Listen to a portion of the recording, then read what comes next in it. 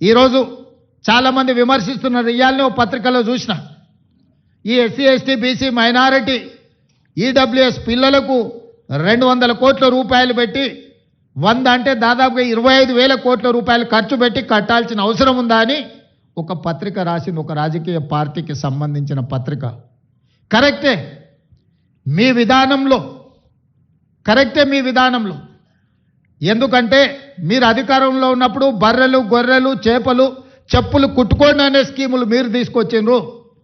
ఆనాడు బడుగు బలైన దళిత గిరిజన మైనారిటీ వర్గాలు ఏం చేయాలంటే దళితులు చెప్పులు కుట్టుకోవాలి, బలహీన వర్గాలు చేపలు పట్టుకోవాలి, ట్రైబల్స్ పందులు పెంచుకోవాలని గత ప్రభుత్వంలో స్కీములు వచ్చినాయి. మీరు అందరూ చూడండి. గత 10 సంవత్సరాలలో ఏం చెప్పారు? బర్రెలు గొర్రెలు ఇస్తాం, చేపలు ఇస్తాం, చెప్పులు కుట్టుకోండి, మీకు స్కీములు ఇస్తామని చెప్పిండ్రు తప్ప మీకు చదువు చెప్తాం, మీకు రాజ్యాధికారం ఇస్తాం, మీ రాజ్యం నిర్మాణంలో మిమ్మల్ని భాగస్వాములను చేస్తామని చెప్పలేదు.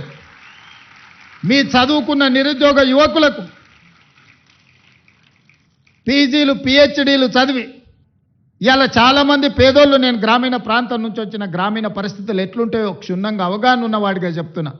తల్లిదండ్రులు ఉపాధి హామీ కూలికి పోయి ఇళ్లల్లో పాచి పనులు చేసి రూపాయి కూడబెట్టి వాళ్ళ పిల్లల్ని ఉస్మానియా కాకతీయ యూనివర్సిటీలకు పంపించి పీజీలు పిహెచ్డీలు చదివిస్తే మళ్ళీ చదువుకున్న యాదోల పిల్లగాడు ఊరికెళ్ళి గొర్రెలు పెట్టుకోవాలంట, దళితుల పిల్లలు చెప్పులు కుట్టుకోవాలంటే దీనికోసం ఆ తల్లిదండ్రులు కష్టపడి పీజీ పిహెచ్డీలు చదివించిందని నేను అడుగుతున్నా. ఎందుకు ఆ 10 సంవత్సరాలలో ఉద్యోగ నోటిఫికేషన్లు ఇవ్వలేదు?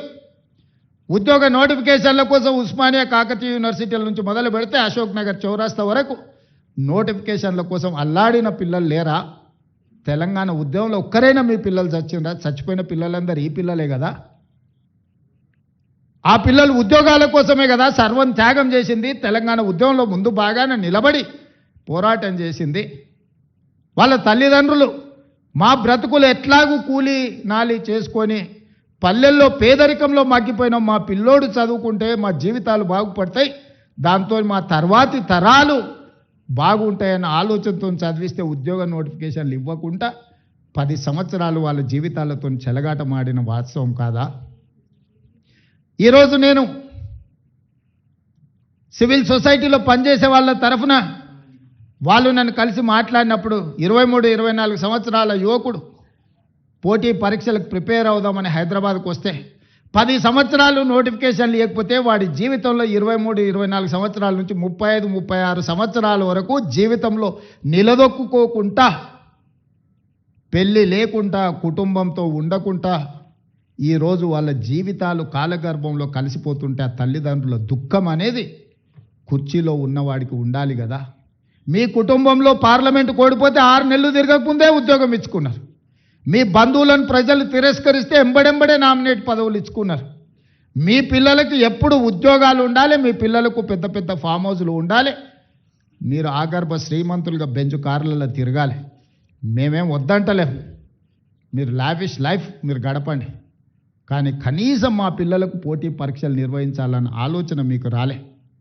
ఇవాళ మా ప్రభుత్వం వచ్చిన మొదటి సంవత్సరంలో ఆన్ రికార్డ్ నేను ఛాలెంజ్ చేస్తున్న, ఈ దేశంలో ఏ రాష్ట్ర ముఖ్యమంత్రినైనా, ఏ ప్రభుత్వమైనా, ఏ పాలకులైనా ఒక్క సంవత్సరంలో 59,000 ప్రభుత్వ ఉద్యోగాలు ఇచ్చిన ఎవరైనా ముఖ్యమంత్రి రాష్ట్ర ప్రభుత్వం